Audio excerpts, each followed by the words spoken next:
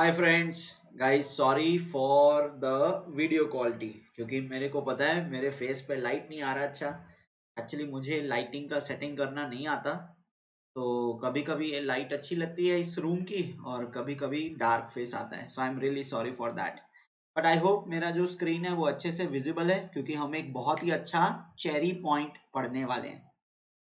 तो it's like mechanics. Mechanics में आप फोर्स, मोशन और डिफॉर्मेशन पढ़ते हो। तो अगर सॉलिड सब्सटेंस होगा तो सॉलिड मैकेनिक्स, और फ्लूइड होगा तो फ्लूइड मैकेनिक्स। अगर दोनों ही केसेस में आपको फोर्स, मोशन और डिफॉर्मेशन पढ़ना है। तो बेसिकली जिस तरह की डिस्कशन आप सॉलिड मैकेनिक्स में यानी स्ट्रेंथ ऑफ मटेरियल्स में करते हो, वैसी ही डिस्कशन आप फ्लूइड मैकेनिक्स में भी करते हो। तो स्ट्रेंथ ऑफ मटेरियल में हम क्या करते हैं, मोर स्ट्रेस सर्कल बनाते हैं। तो यहाँ भी हम क्या करने वाले हैं, फ्लूइड एट रेस्ट के लिए मोर स्ट्रेस सर्कल बनाने वाले हैं। और डेफिनेटली इस तरह के पॉइंट को डिस्कस करने से आपकी अंडरस्टैंडिंग तो बढ़ेगी, आप एक बेटर इंजीनियर बनेंगे। मगर इससे आपको फायदा पता है कहाँ होगा? आपको इससे फायदा होगा बार्क, इसरो और डीआरडीओ के इंटरव्यू में फायदा होगा, पीएचडी के इंटरव्यू में फायदा होगा। वहां ये क्वेश्चन पूछा जा सकता है। अगर लकी रहे तो गेट और ईएससी में ऑब्जेक्टिव क्वेश्चन की फॉर्म में आ सकता है। और वैसे बहुत ही रेयर चांस है कि assistant engineer, junior engineer exam में ये क्वेश्चन पूछा जाए। चांस कम है मगर फिर भी है। तो आप सभी लोग इस टॉपिक को बहुत ध्यान से समझेंगे और आशा करता हूँ आप लोगों को समझ आएगा। और वीडियो को छोटा रखेंगे और नेक्स्ट वीडियो में इसी से रिलेटेड हम प्रैक्टिस क्वेश्चन करेंगे। तो चलो फिर स्टार्ट करते हैं। तो अगर हम फ्लूइड्स की बात करें, सॉलिड वर्सेस फ्लूइड की बात करें, किसकी बात करें? Solid versus fluid. तो सॉलिड वर्सेस फ्लूइड हम काफी सारे डिफरेंसेस लिखते हैं। तो अगर आपको याद हो, सबसे पहले तो आप मॉलिक्यूलर पैकिंग के अकॉर्डिंगली डिफरेंस लिखते हैं। तो आप क्या कहते हैं, आप थोड़ा सा सब्सटेंस ले लीजिए सॉलिड का, थोड़ा सा सब्सटेंस ले लीजिए सॉलिड का। तो जैसे ये एक सॉलिड बॉडी है, अब इस सॉलिड बॉडी में क्या होगा, मॉलिक्यूल्स होंगे। तो अगर वो मॉलिक्यूल्स बहुत ज्यादा क्लोजली पैक्ड हैं, क्लोजली पैक्ड का मतलब क्या है? क्लोजली पैक्ड का मतलब है कि हर मॉलिक्यूल का जो साइज होता है वो 10 raise to power minus 10 metres का होता है, यानी 1 एंगस्ट्रॉम का होता है। तो मैंने कई बार बताया है, ये 1 मीटर है, इसका 1/100 हिस्सा यानी कि 1 सेंटीमीटर, और उसका भी 1/10 हिस्सा यानी कि 1 mm। तो this is 1/1000 of a metre. अब उस 1/1000 ऑफ मीटर यानी कि 1 mm का 1000 ले लो, वो माइक्रोमीटर बन जाता है। और उस माइक्रोमीटर में जब आप माइक्रो ऑर्गेनिजम्स देखने लगते हो, उस माइक्रो मीटर का भी 10,000 हिस्सा ले लो, वो एंगस्ट्रॉम बनता है। तो आप खुद इमेजिन करो मॉलिक्यूल कितना छोटा है। तो जब हम बोलते हैं सॉलिड में मॉलिक्यूल्स बहुत ज्यादा क्लोजली पैक्ड हैं, इसका मतलब ये नहीं कि मॉलिक्यूल्स एकदम एक दूसरे को टच कर रहे हैं।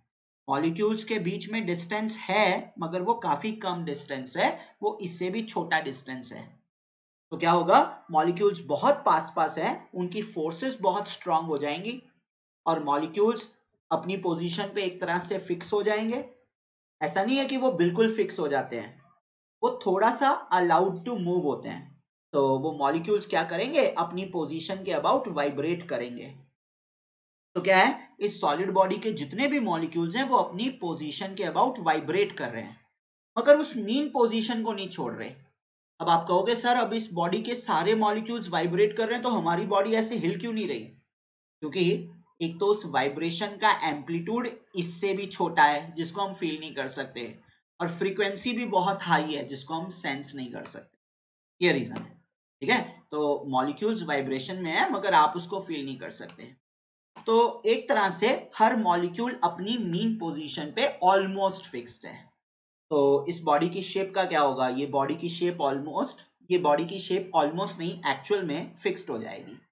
तो हम बोलते हैं सॉलिड बॉडी जो होती है रिजिड होती हैं, उनकी शेप और साइज फिक्स होती है, और जब तक इस पे एक्सटर्नल फोर्स नहीं लगेगी ये शेप और साइज चेंज नहीं होगा। मगर फ्लूइड्स के केस में ये मॉलिक्यूल्स का डिस्टेंस जो है बढ़ जाता है। तो लिक्विड के केस में डिस्टेंस काफी अच्छा हो जाता है, सेम ऑर्डर का होता है। और डिस्टेंस बढ़ने से फोर्सेस वीक हो जाती हैं। फोर्सेस वीक होंगी तो मॉलिक्यूल्स फ्री टू मूव हो जाएंगे। मॉलिक्यूल्स फ्री टू मूव हो जाएंगे तो सब्सटेंस की शेप जो है इनडेफिनेट, यानी कि सब्सटेंस की शेप फ्लेक्सिबल हो जाएगी। अब लिक्विड में शेप फ्लेक्सिबल है क्योंकि फोर्सेस वीक हैं, मगर फोर्स इतनी भी वीक नहीं कि वॉल्यूम भी चेंज करे। तो लिक्विड की शेप फिक्स होते लिक्विड की शेप फ्लेक्सिबल होती है मगर वॉल्यूम डेफिनेट होती है। और मॉलिक्यूल्स और दूर हो जाएं, यानी कि डिस्टेंस जो है मॉलिक्यूल्स के बीच का डिस्टेंस इससे ज्यादा ऑर्डर का हो जाए तो मॉलिक्यूल्स बिल्कुल फ्री टू मूव हो जाएंगे, गैस बन जाएगा। और गैस जो है वो शेप भी फ्लेक्सिबल होती है और वॉल्यूम भी फ्लेक्सिबल होती है। तो ये आप इस तरह से डिफरेंस लिखते हो। फिर आप ये भी कहते हो कि सॉलिड बॉडी पे शेयर स्ट्रेस लगाते हैं तो सॉलिड बॉडी में स्टैटिक डिफॉर्मेशन होता है। सॉलिड बॉडी के इंटरनल स्ट्रेस जो होते हैं वो इलास्टिक होते हैं और ये इंटरनल स्ट्रेस शेयर स्ट्रेन के प्रोपोर्शनल होते हैं। वहीं फ्लूइड के अंदर कंटिन्यूअस डिफॉर्मेशन होता है। फ्लूइड के जो स्ट्रेस होते हैं वो विस्कस इन नेचर होते हैं और वो शेयर स्ट्रेन के नहीं, रेट ऑफ शेयर स्ट्रेन के प्रोपोर्शनल होते हैं, है ना। तो ये आप सारे डिफरेंसेस लिखते हो बिटवीन सॉलिड एंड फ्लूइड। तो हम लोग क्या कर रहे हैं, हम अपनी नॉलेज में एक और डिफरेंस जोड़ रहे हैं बिटवीन सॉलिड एंड फ्लूइड, जो कि मोर स्ट्रेस सर्कल का है। तो सॉलिड में स्टैटिक डिफॉर्मेशन, फ्लूइड में कंटिन्यूअस डिफॉर्मेशन। फ्लूइड में कंटिन्यूअस डिफॉर्मेशन, सॉलिड के जो इंटरनल शेयर स्ट्रेस हैं वो इलास्टिक नेचर के होते हैं। फ्लूइड के जो इंटरनल शेयर स्ट्रेस हैं वो विस्कस नेचर के होते हैं। सॉलिड के जो शेयर स्ट्रेस हैं वो शेयर स्ट्रेन के प्रोपोर्शनल होते हैं और फ्लूइड के जो शेयर स्ट्रेस होते हैं वो रेट ऑफ शेयर स्ट्रेन के प्रोपोर्शनल होते हैं। तो ये डिफरेंसेस हमें पता है ना। अब हम क्या कर रहे हैं, हम सॉलिड बॉडी एट रेस्ट लेंगे और फ्लूइड एट रेस्ट लेंगे और दोनों का मोर स्ट्रेस सर्कल बनाएंगे। तो डेफिनेटली आप लोग पहले तो पूछोगे कि मोर स्ट्रेस सर्कल क्या है। देखो ये सब डेफिनेशंस ना आप स्ट्रेंथ ऑफ मटेरियल्स में पढ़ोगे, तो अभी मैं इस पे बहुत ज्यादा इलेबोरेट नहीं कर रहा, मगर मैं आपको एक छोटा सा हिंट दे देता हूँ। आप लोगों ने मेरे साथ क्लास में कई बार ये डिस्कशन किया है कि मतलब बहुत सारे स्टूडेंट्स ने कई बार ये डिस्कशन किया है कि मान लीजिए आपके पास एक सॉलिड ऑब्जेक्ट है, ठीक है। इस सॉलिड ऑब्जेक्ट पे कुछ फोर्सेस लग रही होंगी। तो अभी एक काम करते हैं, तो मान लेते हैं कि सॉलिड बॉडी ग्राउंड पे रखा हुआ है। तो सॉलिड बॉडी का वेट होगा नीचे की तरफ और ग्राउंड क्या करेगा, नॉर्मल रिएक्शन लगाएगा ऊपर की तरफ। इसके अलावा सॉलिड बॉडी पे कोई और फोर्स नहीं लग रहा। अब एक काम करेंगे, सॉलिड बॉडी में एक पॉइंट लेंगे P और इस पॉइंट से पास होने वाले कई सारे प्लेन्स बनाएंगे, जैसे horizontal plane, vertical plane, inclined plane. तो आप क्या करते हो, इस पॉइंट से पास होने वाला हॉरिजॉन्टल प्लेन बनाते हो। तो हम क्लासेस में चेकआउट करते हैं, क्लासेस में फाइंड आउट करते हैं कि हॉरिजॉन्टल प्लेन पे हमें एक नॉर्मल स्ट्रेस दिखाई देगा मगर शेयर स्ट्रेस जो है 0 आएगा। आई होप आप सभी को याद है। आप क्या करोगे, हॉरिजॉन्टल प्लेन के लिए स्ट्रेसेस लिखोगे। नॉर्मल स्ट्रेस कितना है, सिग्मा, जो कि कंप्रेसिव नेचर का होगा, और शेयर स्ट्रेस कितना आएगा, 0। जिन लोगों को ये चीज नहीं पता वो फिर मुझे कमेंट सेक्शन में बता सकते हैं और मैं फिर उन लोगों के लिए सेपरेट वीडियो बनाऊंगा, उनके सिखाऊंगा कि ये होता कैसे है। उसी तरह सेम पॉइंट P से, इसी पॉइंट P से मान लीजिए अगर आप एक वर्टिकल प्लेन ड्रॉ करते तो आपको पता लगता कि इस वर्टिकल प्लेन पे नॉर्मल स्ट्रेस भी 0 है और शेयर स्ट्रेस भी 0 है। मगर सेम पॉइंट P से अगर हमने इंक्लाइंड प्लेन ड्रॉ किया होता तो इस इंक्लाइंड प्लेन पर हमें एक नॉर्मल स्ट्रेस सिग्मा थीटा और एक शेयर स्ट्रेस टाउ थीटा की वैल्यू नजर आती। ठीक है, सो मैंने क्या किया, मैंने एक पॉइंट से पास होने वाले डिफरेंट प्लेन्स के स्ट्रेसेस को शो कर दिया है। आई थिंक थोड़ा सा वीडियो मेरे पीछे छुपा है तो मैं इसको हटा देता हूं। ठीक है जी, इसको नोट कर लो अपनी कॉपीज में, सिग्मा थीटा टाउ थीटा। अब ये डिस्कशन आप सोम में देखते हैं कि अगर एक प्लेन बनाए उस प्लेन के स्ट्रेसेस क्या होंगे। अगर मैं फिर से बता रहा हूं, अगर इसमें किसी को भी इशू है तो वो कमेंट सेक्शन में मुझे बता देगा, मैं उनको सिखा दूंगा कि ये स्ट्रेस कैसे निकालते हैं। ठीक है, अब यहां से कंक्लूजन क्या निकल रहा है, कंक्लूजन ये निकल रहा है कि अगर आप ध्यान से देखोगे तो हॉरिजॉन्टल प्लेन पे नॉर्मल स्ट्रेस कितना है, सिग्मा। वर्टिकल प्लेन पे नॉर्मल स्ट्रेस कितना है, 0। और इंक्लाइंड प्लेन पे नॉर्मल स्ट्रेस कितना है, सिग्मा थीटा। तो सेम पॉइंट से पास होने वाले डिफरेंट प्लेन्स उनके नॉर्मल स्ट्रेस की वैल्यू डिफरेंट है।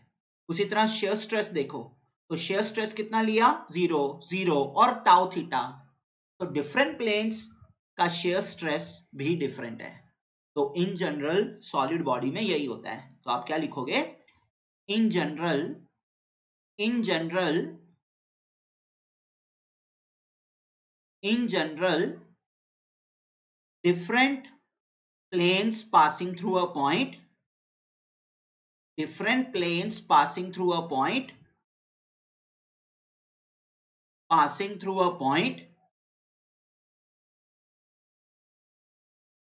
show different values of stresses।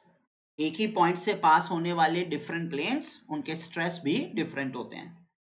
Through a point in solid, point within a solid, solid के अंदर ही एक पॉइंट है, within a solid, show different values of stresses, show different values of stresses. इसको simple language में ऐसे भी लिख सकते थे, stresses on different planes passing through same point are different.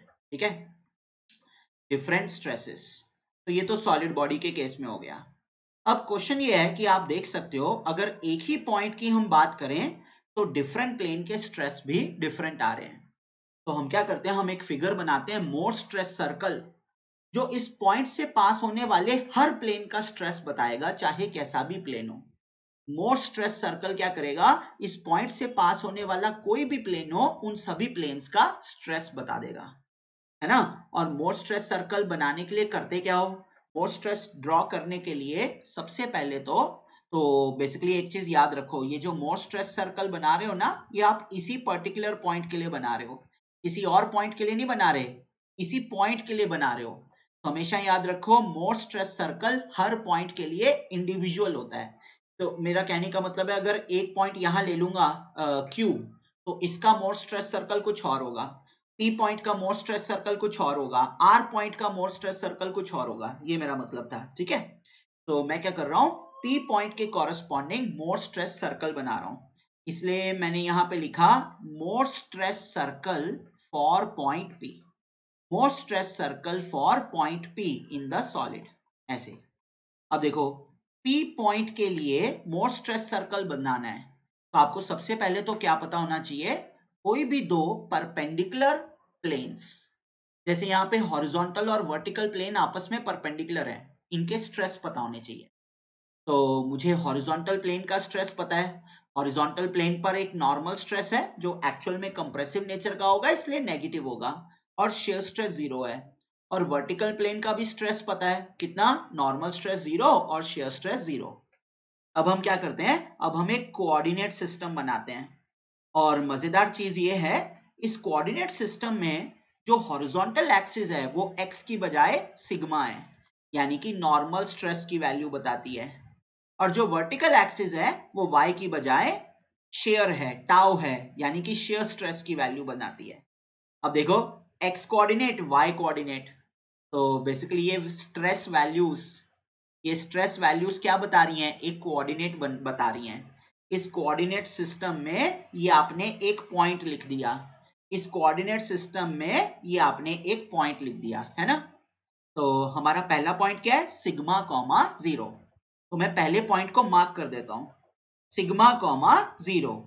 तो सिग्मा कॉमा 0 कौन से प्लेन के स्ट्रेस हैं, हॉरिजॉन्टल प्लेन के स्ट्रेस हैं, तो ये कोऑर्डिनेट किसको रिप्रेजेंट कर रहा है, हॉरिजॉन्टल प्लेन को रिप्रेजेंट कर रहा है, ये वाला पॉइंट। अब आप बोलोगे सर आपने नेगेटिव z एक्सिस पे क्यों, नेगेटिव सिग्मा एक्सिस पे क्यों लिया, क्योंकि एक्चुअल में अंडर इट्स ओन वेट ये कैसा लोड है, कंप्रेसिव लोड है ना, तो जब आप प्रूव करोगे तो सिग्मा नेगेटिव यानी कंप्रेसिव ही आएगा।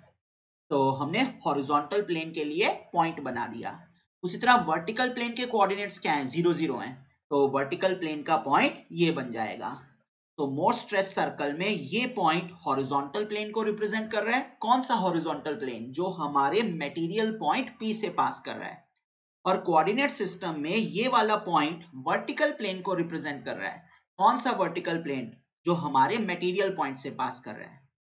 तो क्या होता है, कोई भी दो परपेंडिकुलर प्लेन के जो पॉइंट्स होते हैं, वो मोर स्ट्रेस सर्कल का डायामीटर बनाते हैं। तो ये क्या बन जाएगा, ये मोर स्ट्रेस सर्कल का डायामीटर बन जाएगा। तो ऑब्वियसली ये आपके पास मोर स्ट्रेस सर्कल का सेंटर आ जाएगा और फिर आप मोर स्ट्रेस सर्कल ड्रॉ कर लोगे। तो इस तरह से सॉलिड बॉडी एट रेस्ट का मोर स्ट्रेस सर्कल दिखाई देता है, मगर उस पे सिर्फ दो ही फोर्स लगेंगी, एक वेट और एक नॉर्मल रिएक्शन। आई होप यहां तक क्लियर है, यहां तक किसी को कोई डाउट नहीं है।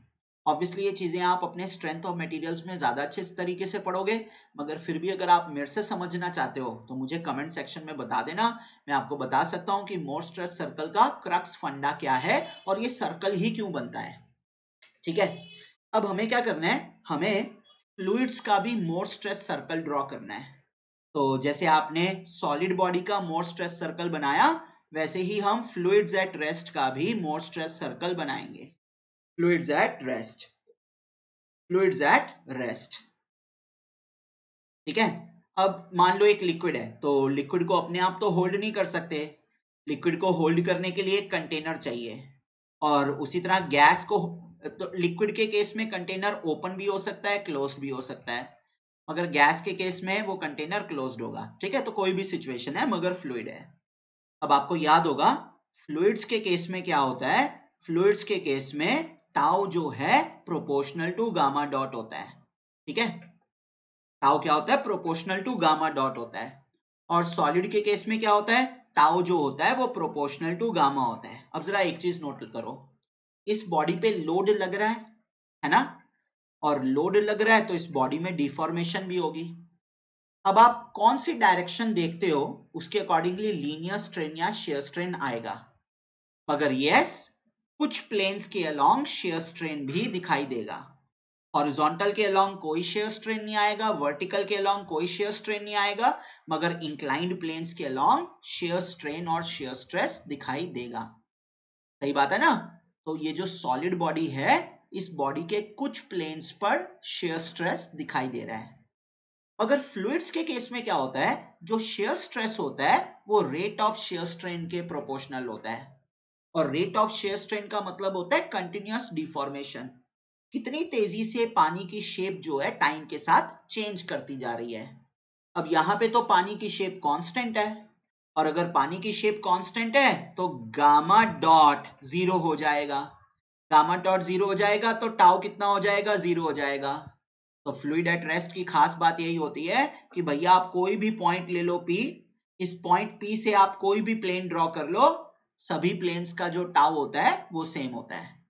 आप लिख सकते हो for fluids at rest, for fluids at rest, for fluids at rest, shear stress at any plane, shear stress at any plane। so I think थोड़ा सा मेरे पीछे छुप जाएगा, मैं अपनी वीडियो हटा लेता हूं।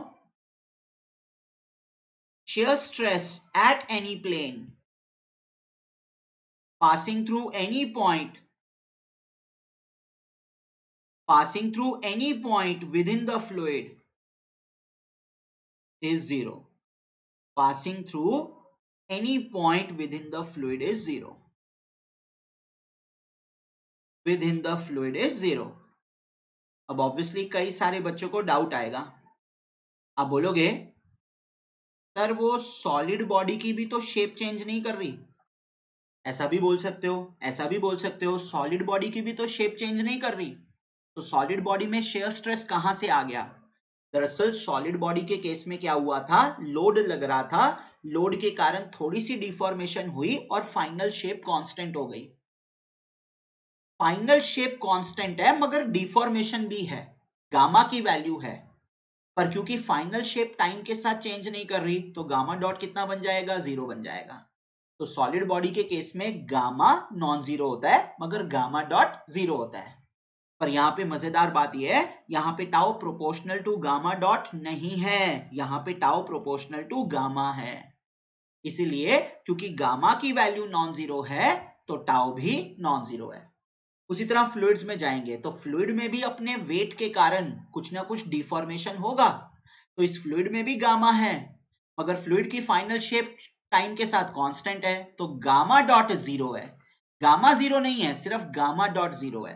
पर अनलकीली फ्लूइड में tau proportional to gamma dot होता है, इसलिए फ्लूइड में टाउ 0 आ गया। अब क्या होगा, जब आप हाइड्रोस्टैटिक लॉ पढ़ते हो तो हाइड्रोस्टैटिक लॉ में आप प्रूव कर देते हो अगर किसी फ्लूइड में हर प्लेन पर शियर स्ट्रेस 0 हो तो उन सभी प्लेन्स का नॉर्मल स्ट्रेस बराबर हो जाता है। या पास्कल्स लॉ में प्रूव करते हो, ठीक है। तो पास्कल्स लॉ क्या कहता है, पास्कल्स लॉ ये कहता है कि ये आपके पास कंटेनर था और कंटेनर के अंदर पानी एट रेस्ट है। अब हमें न्यूटन्स लॉ ऑफ विस्कोसिटी कहता है क्योंकि कंटेनर में पानी रेस्ट पर है तो फ्लूइड का गामा डॉट 0 है। इसका मतलब आपके पॉइंट P से पास होने वाला कोई भी प्लेन ले लो, चाहे हॉरिजॉन्टल प्लेन ले लो, चाहे वर्टिकल प्लेन ले लो, चाहे इंक्लाइंड प्लेन ले लो, सभी का जो शेयर स्ट्रेस आएगा वो 0 आ जाएगा, शेयर स्ट्रेस आ जाएगा वो 0 आ जाएगा। मगर फिर पास्कल्स लॉ ये कहता है अगर सभी प्लेन्स का शेयर स्ट्रेस 0 आ जाए तो सभी प्लेन्स पे नॉर्मल स्ट्रेस बराबर हो जाता है। अब फ्लूइड में नॉर्मल स्ट्रेस कैसे लिखते हैं, फ्लूइड में नॉर्मल स्ट्रेस हमेशा कंप्रेसिव इन नेचर होता है तो उसको आप प्रेशर बोलते हो। तो ये क्या बन गया, सभी प्लेन्स का नॉर्मल स्ट्रेस बराबर हो गया। तो सॉलिड में sigma 0 0 0 sigma theta tau theta 0, मगर फ्लूइड में P0 P0 P0। तो आप देख सकते हो फ्लूइड में सभी प्लेन्स के स्ट्रेसेस बराबर हैं। तो एक और डिफरेंस मिल गया। तो आप क्या लिखोगे, आप लिखोगे for fluids at rest, for fluids at rest, for fluids at rest, the stresses on all the planes, सभी planes के जो stress हैं, the stresses on all the planes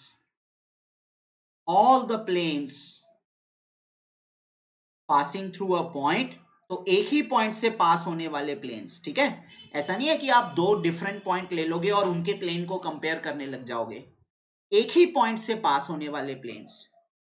So for a fluid at rest, the stresses on all the planes passing through a point are equal. Passing through a point are equal. ठीक है। अब हम क्या करेंगे, अब हम P point के लिए मोर स्ट्रेस सर्कल बनाएंगे। तो just hold on guys, I hope guys pause कर लो, नोट डाउन कर लो और मैं अपना वीडियो ऑन कर लेता हूं। अब आप क्या करोगे, आपको हॉरिजॉन्टल प्लेन के स्ट्रेस पता है, आपको वर्टिकल प्लेन के स्ट्रेस पता है, दो परपेंडिकुलर प्लेन के स्ट्रेस पता है, मोर स्ट्रेस सर्कल बन जाएगा। मोर स्ट्रेस सर्कल बनाने के लिए क्या करोगे, सबसे पहले तो आप हॉरिजॉन्टल एक्सिस को नॉर्मल स्ट्रेस एक्सिस मार्क करोगे क्योंकि इस एक्सिस के अलावा हम नॉर्मल स्ट्रेस की वैल्यू लिखते हैं। वर्टिकल एक्सिस को शेयर स्ट्रेस वाली लाइन मार्क करोगे। अब हॉरिजॉन्टल प्लेन पे स्ट्रेस कितना है P,0, जिसमें याद रखना है प्रेशर का मतलब होता है कंप्रेसिव नॉर्मल स्ट्रेस। तो ये आपके पास हॉरिजॉन्टल प्लेन का पॉइंट आ जाएगा P,0। मगर वर्टिकल प्लेन का स्ट्रेस कितना है P,0, तो वर्टिकल प्लेन का भी सेम पॉइंट आ जाएगा P,0। अब हॉरिजॉन्टल प्लेन का पॉइंट और वर्टिकल प्लेन का पॉइंट ये तो डायमीटर बनाते हैं, मगर क्योंकि ये दो पॉइंट्स कोइंसाइड कर रहे हैं तो डायमीटर कितना हो गया, 0 हो गया।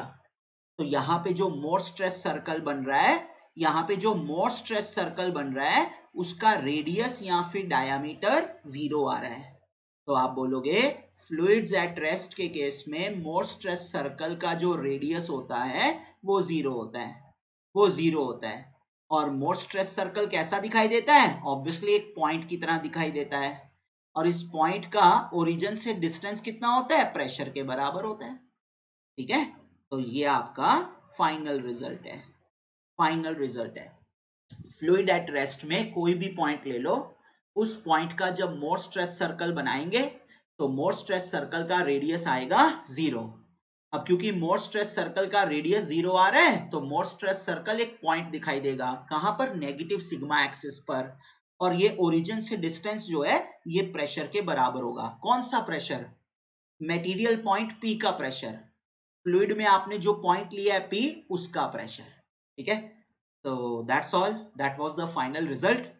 अब एक काम करेंगे, इसका नेक्स्ट पार्ट बनाते हैं, नेक्स्ट पार्ट में 4-5 अच्छे अच्छे क्वेश्चंस देख लेते हैं, आपका किसी भी एग्जाम के लिए और इंटरव्यू के लिए पूरा टॉपिक प्रिपेयर हो जाएगा। आई होप वीडियो पसंद आया। कुछ डाउट हो, कुछ कमेंट हो, मैंने कोई गलती की हो या मुझसे कुछ पूछना हो, आप लोग कमेंट सेक्शन पे जा सकते हैं और ये टेलीग्राम वगैरह पे कांटेक्ट कर सकते हैं। थोड़ा सा ये है कि पसंद आए वीडियो तो लाइक कर देना, शेयर कर देना और चैनल को भी सब्सक्राइब कर देना। मुझे उससे फायदा भी होगा और मेरे को भी मोटिवेशन मिलेगा। Thank you, see you next time, bye bye.